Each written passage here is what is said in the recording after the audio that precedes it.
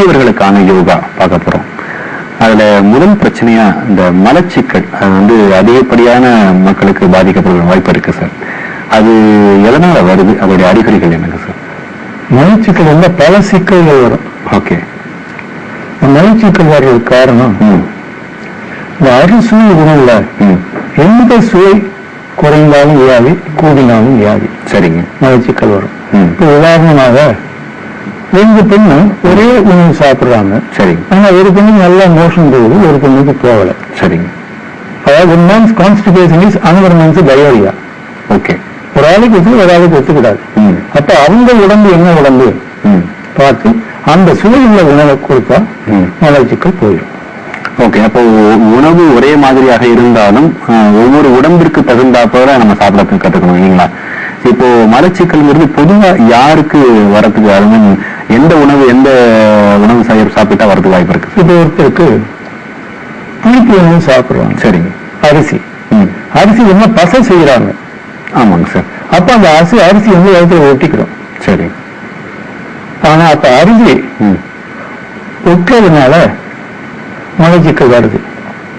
நம்ம அரிசி சாப்பிட்றப்ப உருளைக்கிழங்கு, விளக்க எண்ணெய் கொஞ்சம் சேர்த்துக்கிட்டா மலச்சிக்கல் வராது. ஓகே. அதே மாதிரி தோற்பு சுவை உள்ள உணவு சாப்பிடுறாங்க. தோற்பு அது பிசுக்கு வரும். சரிங்க. வாழைப்பு சாப்பிட்டா தோற்பு. அதுக்கு நம்ம பேரிச்சம்பழம் சாப்பிடலாம். சரி. அடுத்து அத்திப்பழம் சாப்பிடலாம். கருவேப்பிலை துவப்பு, எல்லாத்துக்கும் கருவேப்பிலை உபயோகப்படுத்துவோம். கருவேப்பிலத்தை சாப்பிடலாம். சாப்பிட்டா மலச்சிக்கல் இருக்காது. சரிங்க சார். அதே வந்து உப்பு சூழ்நிலை உணவு சாப்பிடுறாங்க, அதே சில பேருக்கு மலச்சிக்கல் வரும். ஓகே.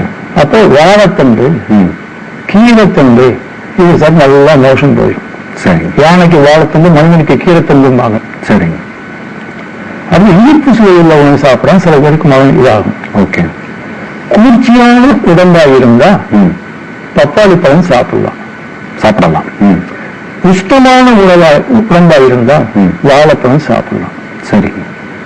அடுத்தது கசப்பு சுவையில குறைஞ்சிருக்கனால வருதுன்னா இடி பாவக்காய் சாப்பிடலாம். ஆனா கொஞ்சம் பாவக்காய் சாப்பிடக்கூடாது. அதாவது சின்ன சின்ன பாவக்காய். ஆமா. ஓகே. அதே நேரத்தில் தேங்காய் துவையல், தேங்காய், பொரிகடலை, பட்டை மிளகாய். சரி. அது உப்பு கிடையாது இதுல. ஓகே. அரைச்சு சாப்பிட்டா, அரைச்சு சாதத்துல போட்டு நல்ல எண்ணெய் ஊற்றி சாப்பிட்டா நல்லா மோஷன் போயிடும். சரி. சிலருக்கு காரத்தால மலச்சிக்கல் வரும். மிளகு ரசம் வச்சு சாப்பிடலாம். சரிங்க. மிளகு, சீரகம், உப்பு, ஓகே, இதை பொடி பண்ணி போட்டு அதை நெய் ஊற்றி சாப்பிட்டோம்னா நல்லா மலச்சிக்கல் போகும். கண்டிப்பா. இது என்ன ஆசனங்கள் பண்ணலாம் சார்? மலச்சிக்கல் போவதற்கு என்னென்ன ஆசனங்கள் பண்ணலாம்? பவனமுத்த ஆசனம் செய்யலாம். சரிங்க. விபரீத கரணி செய்யலாம். ஓகே. விபரீத கரணி. ஓகே. இது ரெண்டும் செய்து கொண்டு வந்தாலே ஆட்டோமேட்டிக்கா உங்களுக்கு வந்து அந்த மலச்சிக்கலானது போறதுக்கு வாய்ப்பு. ரெண்டாவது வயிறு நிறைஞ்சாலும் சாப்பிடக்கூடாது. சரிங்க. அரை வயிறு சாதம், அரை வயிறு பண்ணி, அரை கால் வயிறு வித்தியாசம் இருக்கணும், இடைவெளி இருக்கணும். சரிங்க. நேர்களுக்கு எப்படி ஆசனங்களை பண்ணணும்னு சொல்லி காமிங்க சார். பவனமுத்த ஆசனம், காலை நீட்டி நல்லாந்து படுத்து மூச்சை விட்டு முழங்கால் நெஞ்சில் அமுக்கவும்.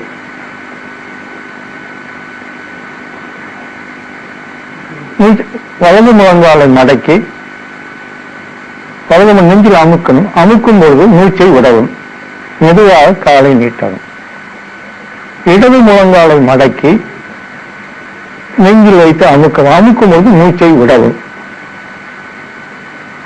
திருப்பி வலது முழங்கால், மூச்சை விடவும், மூச்சை இழுக்கவும், மூச்சை விடவும், மூச்சை இழுக்கவும். இப்ப 2 முழங்காலையும் மடக்கி மூச்சை விடவும்.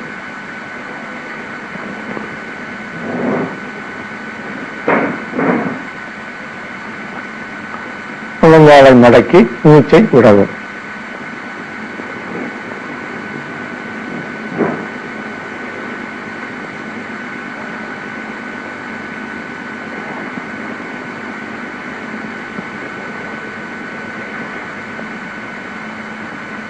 அடுத்தது பவனமுத்த ஆசனம். இந்த ஆசனம் செய்யும் பொழுது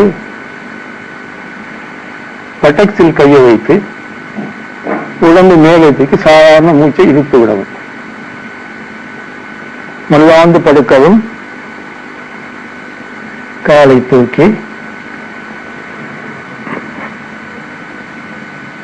சாதாரண மூச்சை இழுத்து விடவும்.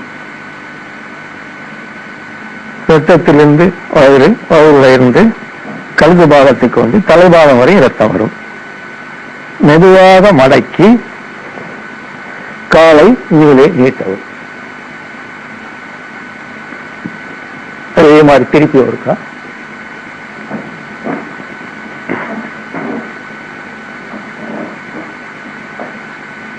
மெதுவாக மடக்கி காலை இறக்கி இழைவிடவும். வயதானவர்கள் செய்யறது கொஞ்சம் கஷ்டம்.